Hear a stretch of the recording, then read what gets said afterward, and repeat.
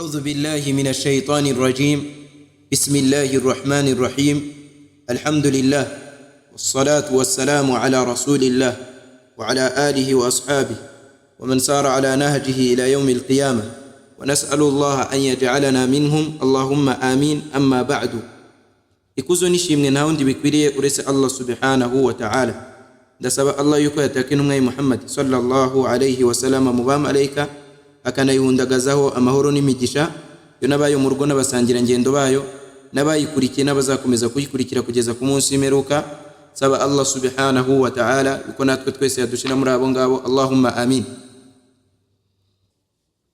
Hanyuma y'ibyo bagaragu ba Allah, dukomeje isomo ryacu rya hadithi, aho tukiri kuri hadithi ya kabiri mu gitabo cya 40 an-Nawawiyya, hadithi 40 za Imam an-Nawawi rahimahullah. Nanone kandi muri iyo hadithi ya kabiri tukaba ubushize twarasoje ikintu cya 9 mu byo dukura muri iyi hadithi.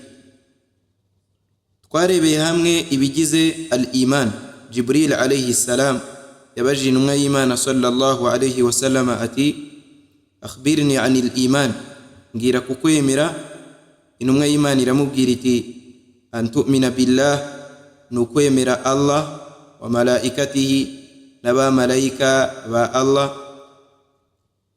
wa kutubihi, nibitabo bya Allah, wa rusulihi, n'intumwa za Allah, wal yawmil akhir, ndetse n'umunsi w'imperuka, wa tu'mina bil qadari, ukanemera igeno, khairihi wa sharrihi, iryiza ndetse n'iribi. Idhan intumwa y'Imana sallallahu alayhi wa sallam yarasubije iti an tu'mina billah, nukwemera Allah, wa malaikatihi, n'abamalayika ba Allah, wa kutubihi, n'ibitabo bya Allah, wa rusulihi, ndetse n'intumwa za Allah, wal yawmil akhir, n'umunsi w'imperuka, wa tu'mina bil qadar, kanemera igeno, khairihi wa sharrihi, iryiza n'iribi. Qal, Jibril aramubwira ati sadaqta, uvuze ukuri. Ibyo ngibyo twagiye tureba ibikubiyemo, ariko mbere yuko twimukira ku cya 10 mu byo dukura muri iyi hadithi, ndaza kugaruka ku kintu kijyanye niyo bavuze intumwa z'Imana uko tuvuga. Twakunze kuvuga cyane niyo tuvuze Isa tukavuga tuti alayhi salam, ariko iyo havuzwe intumwa turavuga tuti alayhi salatu wassalam. Intumwa zindi zose tugenda tuvuga ngo alayhi salatu wassalam, nazo tuzisabira ko Allah azitaka mu biremwa byo mu juru, akanazihundagazaho amahoro. N'intumwa y'Imana sallallahu alayhi wa sallama nayo nuko tukavuga tuti sallallahu alayhi wa sallam. Byose bijya gusa, nuko bitandukanye uburyo tubivuga. Izindi ntumwa tubanza alayhi salatu wassalam, tubanzira ijambo ngo alayhi, ariko intumwa y'Imana Muhammad sallallahu alayhi wa sallam dukoresha sallallahu alayhi wa sallam. Uramutse unakoresheje iri jambo ku zindi ntumwa jaz, nabyo byaba byemeye. Byaje no muri hadithi, iyo turimo gusari twese turayizi, turavuga ngo muri iyo dua Allahumma salli ala Muhammad, mana taka intumwa yawe Muhammad sallallahu alayhi wa sallam mu biremwa byo mu juru. Hanyuma nanone kandi iyo tugiye kuvuga kuri Ibrahim turavuga ngo kama sallaita ala Ibrahim, urumva ko Ibrahim nawe sallallahu alayhi, Allah yamutatse mu biremwa byo mu juru. Wa kadhalika n'intumwa y'Imana Muhammad sallallahu alayhi wa sallam. Intumwa zose rero tuzisabira iyo dua. Iyo ni tanbih. Ikindi nuko twamaze kumenya yuko inkingi z'ukwemera ni inkingi zigera kuri 6. Nanone ikindi twabonye yuko iyo uw'islamu buvuzwe ari bwonyine yinjiramo n'ukwemera, niyo havuzwe ukwemera konyine yinjiramo n'uw'islamu. Ariko al-iman, ukwemera, ni urundi rwego ruri hejuru y'uw'islamu.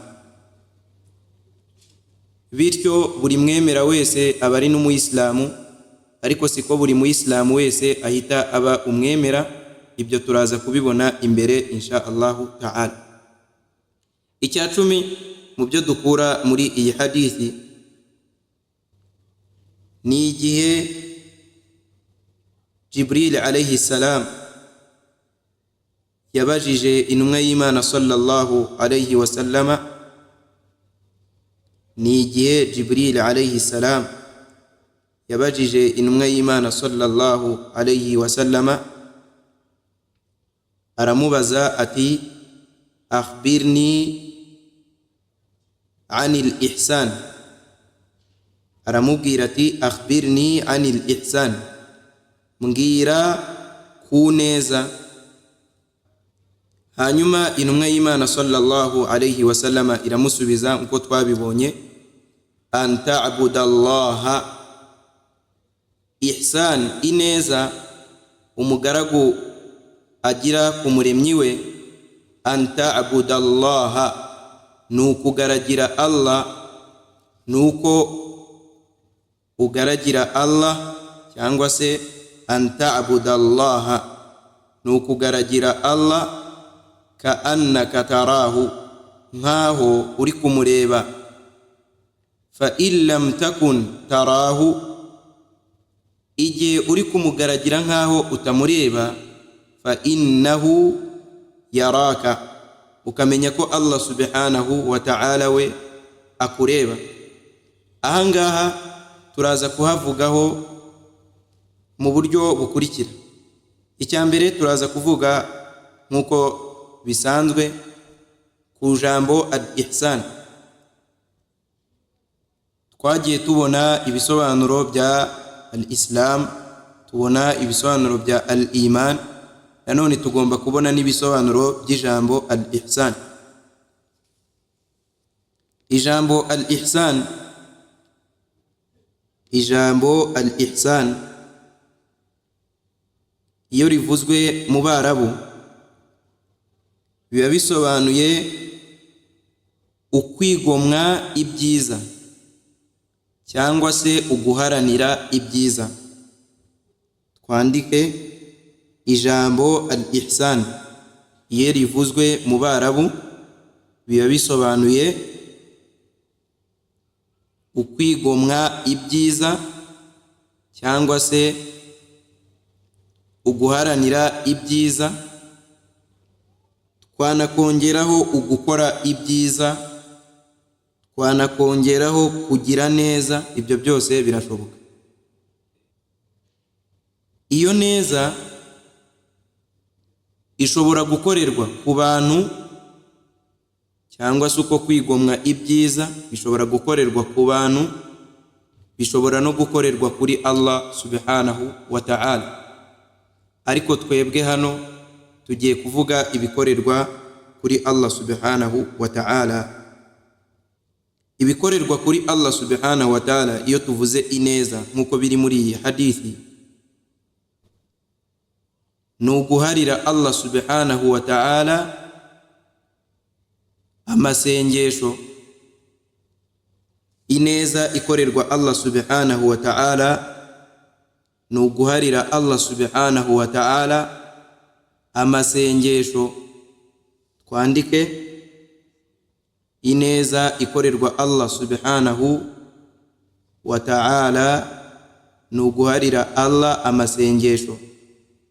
Idhan, hari ineza ikorerwa abantu, hari n'ineza ikorerwa Allah subhanahu wa ta'ala, cyangwa se hari ukwigomwa ibyiza, gukora ibyiza bigenewe abantu, hari n'ibigenewe Allah subhanahu wa ta'ala. Iyo rero ineza ivuzwe kuri Allah biba bisobanuye uguharira Allah subhanahu wa ta'ala amasengesho. No guharira Allah amasengesho, twandike no guharira Allah amasengesho birimo inzego. No guharira Allah amasengesho birimo inzego ebyiri, birimo inzego ebyiri. Urwego rwa mbere nk'uko byaje muri iyi hadithi, ni uguharira Allah amasengesho nk'aho umureba. Ni uguharira Allah subhanahu wa ta'ala amasengesho nk'aho umureba. Bisobanuye yuko umugaragu icyo gihe iyo ari kugaragira Allah subhanahu wa ta'ala aba ameze nka wa muntu uri imbere ya sebuja. Kuba yamukorera amakosa ntabwo bishoboka. N'umugaragu rero iyo yiyumvishemo ko Allah ari kumureba, yanakiyumvisha ko ari kureba Allah, icyo gihe bituma akora agambiriye kumushimisha, kumunezeza n'ibindi nk'ibyo ngibyo. Idhan urwego rwa mbere ni ukugaragira Allah subhanahu wa ta'ala nk'aho umureba imbere yawe, nk'uko byaje muri hadithi, ineza an ta'budallaha, ni ukugaragira Allah ka annaka tarahu, nk'aho uri kumureba. Icyo ngicyo ni icya mbere cyangwa se ni urwego rwa mbere. Urwego rwa kabiri nk'uko byaje muri hadithi, noneho ni ukugaragira Allah subhanahu wa ta'ala wiyumvishamo ko noneho ibyo uri gukora byose ari kukureba. Urwego rwa kabiri ni ukugaragira Allah wiyumvisha ko noneho ibyo uri gukora byose arimo kukureba. Ubwo wiyumvisha ko nuramuka ukoze ikosa Allah ari kureba ibyo uri gukora. Iyo umugaragu azi ko Allah ari kumureba ibyo ari gukora byose, agira gute? Aramutinya. Icya kabiri ni ukugaragira Allah subhanahu wa ta'ala uzi neza ko ari kukureba, ubyiyumvishamo ko Allah ari kukureba, ukamenya yuko anna Allah, ko Allah la yakhfa alayhi khafiya, nta kintu na kimwe kimwihisha subhanahu. Tugarutse kuri ibi bintu ko ari bibiri muri hadithi byajemo, murumva ko ari inzego za ebyiri. Urwego rwa mbere ni ukugaragira Allah nk'aho uri kumureba. Urwego rwa kabiri ni ukugaragira Allah uzi neza ko akureba, ubyiyumvishamo. Urwego rwa mbere abamenyi nka Ibn Uthaymin n'abandi bavuze yuko ari urwego ruba rugaragaza ko umugaragu ari ku rwego rwo kugaragira Allah ameze nk'aho ari kumusaba, ameze nk'aho akumbuye ukuzabona ibihembo by'Uwiteka Allah subhanahu wa ta'ala. Urwego rwa mbere, kugira mwumve agaciro karwo, abamenyi bavuze yuko umuntu muri uru rwego aba ameze nk'aho ari gusaba Allah subhanahu wa ta'ala, akumbuye, akeneye, ategereje ibihembo by'Uwiteka Allah subhanahu wa ta'ala no kuzabona uburanga bw'Uwiteka Allah subhanahu wa ta'ala.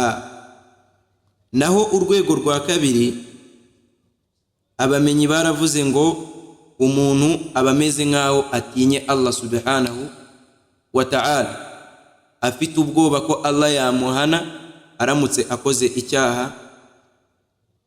Icyo gihe bigatuma akora ibikorwa byiza. Walidhalika bamwe mu bamenyi baravuze ngo attaqwa, ugutinya Allah, an taj'ala bainaka wa baina Allahi wiqaya, ni ugushira hagati yawe na Allah urukingo ruzakurinda iki? Umuriro.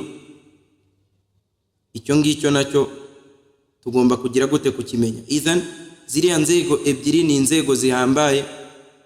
Ruriya rwa mbere rwo kuba ugaragira Allah nk'aho uri kumureba ni rwo ruhambaye noneho kurushaho.